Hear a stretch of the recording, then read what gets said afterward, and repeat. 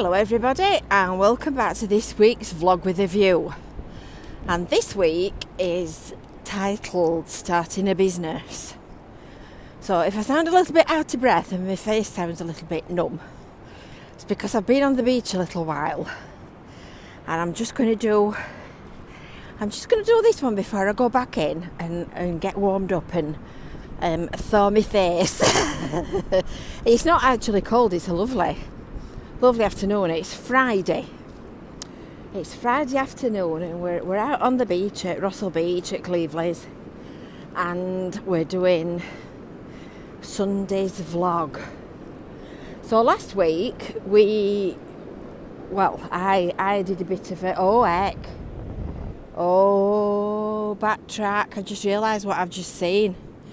Can you remember ages ago in summer we looked at a pollution incident where there were millions of tiny little fragments of plastic on the beach? Well, that is part 2. I've not seen that again since, and it's all over. Oh heck.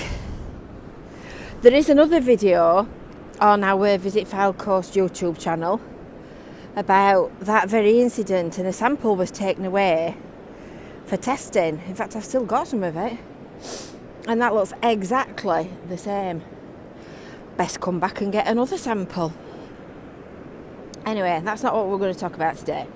Last week I've been talking about how we'd coped with COVID and how the whole pandemic thing had an impact on our business, and many hundreds of other people that have got businesses in the same predicament as us. And the response was absolutely staggering.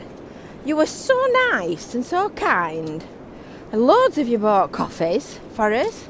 There's a link for you to make a donation to our coffee account in the description below. So I have to say, I was really touched. It was really lovely, and thank you so much, everybody.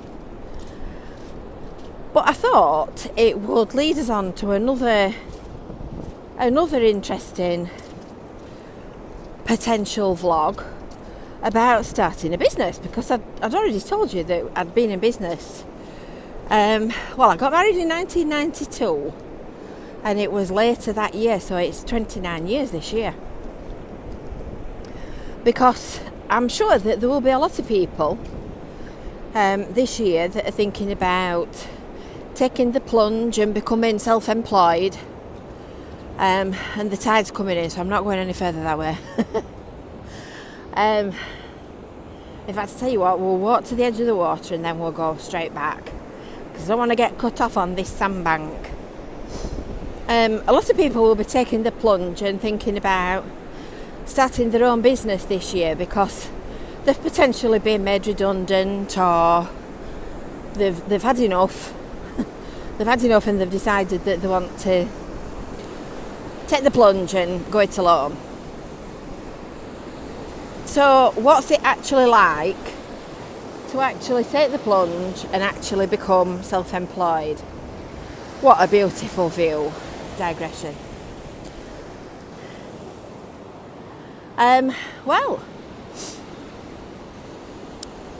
Where shall we begin? Let's begin at the beginning. I've been self-employed nearly 30 years, and don't let anybody tell you that it's anything other than difficult. It is not easy. If you know other people who are self-employed and you think that they've got the life of Riley and that they just coin the money in and sit back with the penny out and collect the cash, then they're not. They might be doing a good duck impression and sailing about smoothly on the surface, but believe me, they'll be paddling like mad under the water. So I ended up self-employed because, let's just say that I worked in a very unpleasant place and walked out one Friday afternoon. I think I might have told you that before. But I went to my bank to open a bank account, My dad has always been a professional graphic designer. He's always done freelance. He worked in education for donkey's years. So we said, right, let's start a business. Let's see if we can earn some pocket money and float our own boat. And I don't think we ever really seriously thought that we'd end up with a business that sustained us for all our working life, to be honest. Yes, I agree. What do you think, Mr. Crow?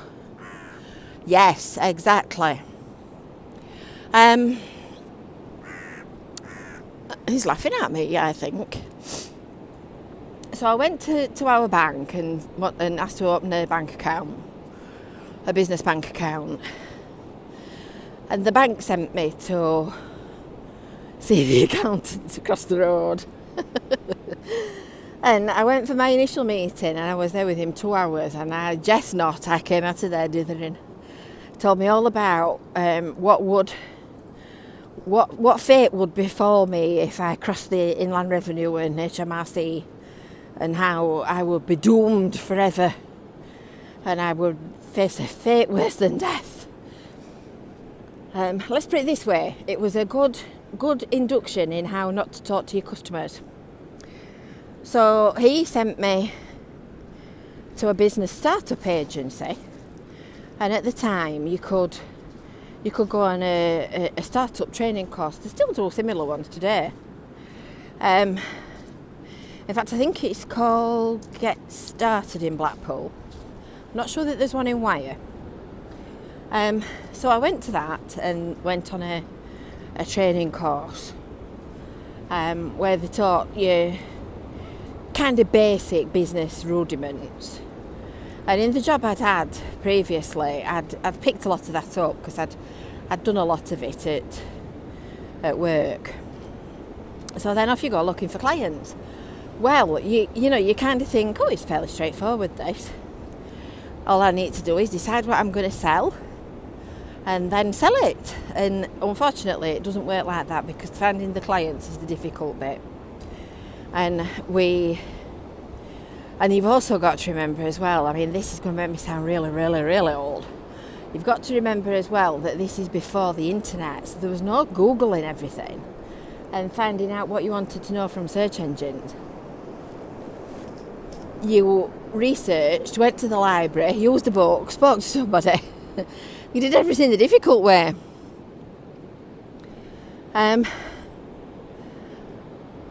So this business support agency put me onto a business club who were doing some startup business support after you'd done your initial course.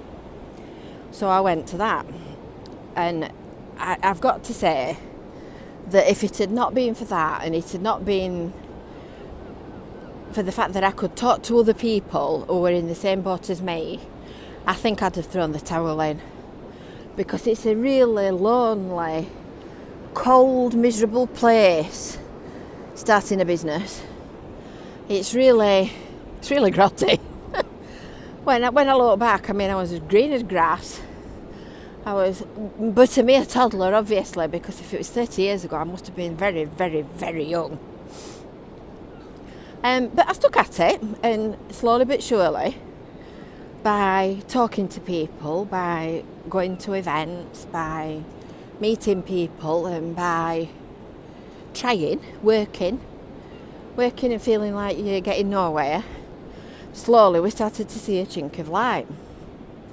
And then the big breakthrough came when we started doing some work for a local college. And after that, we never really looked back. But working for yourself, well, I have a saying that I would rather clean toilets for old women than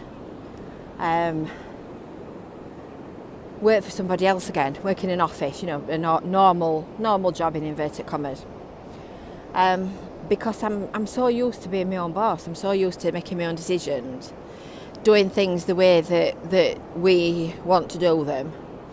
It's Friday afternoon and I'm out on the beach doing this, and all right, my job's a bit of a different one because this is my job. But it doesn't really get much better, does it? I've just paused a second because I've come to another. You must be able to see that white line. And that's another line of those plastics. Oh my word. And it's the same place where we found them last year. Exactly the same place. I don't like the look of that at all. There's some more there, look. You can just see a faint white line on the sand. So, if you're thinking about being self-employed, if you've been made redundant, or if you've been picked on at work, or you've had enough, or you just want to do things your own way, then I would suggest, as long as you plan it properly and think about it carefully, and whatever you do, do not have your head in the clouds and wear rose-tinted spectacles, because believe me, they'll come off quickly.